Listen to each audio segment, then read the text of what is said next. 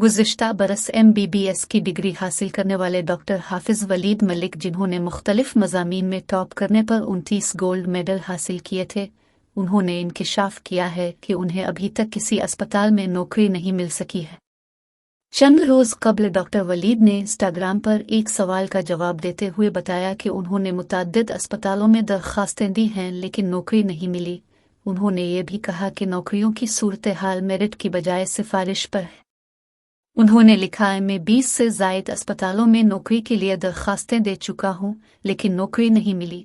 यहाँ 99% सिफारिश जबकि 1% मेरिट पर नौकरी दी जाती है। हो सकता है मैं गलत हूँ लेकिन मैंने ये ही देखा है। वलीद ने इंस्टाग्राम पर मज़ीद लिखा कि सिर्फ मेरिट की बालादस्ती होनी चाहिए लेकिन ये निज़ाम ठीक होने वाला नहीं लगता।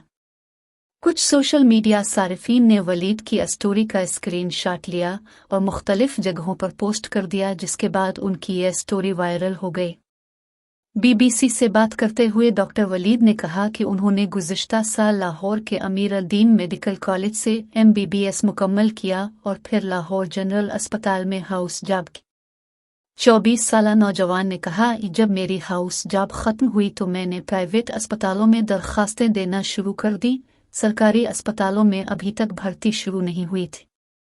पाकिस्तान में मेडिसिन के शोबे में मुलाजमतों में रुकावट बनने वाले सिफारिशी कल्चर पर तबसरा करते हुए उन्होंने कहा, आम तौर पर निजी अस्पतालों में नौकरियों के ओहदे खाली नहीं होते और अगर वो दस्तयाब हों तो भी प्रोफेसर्स की सिफारिश पर मेडिकल ग्रेजुएट्स की खिदमात हासिल की जाती है।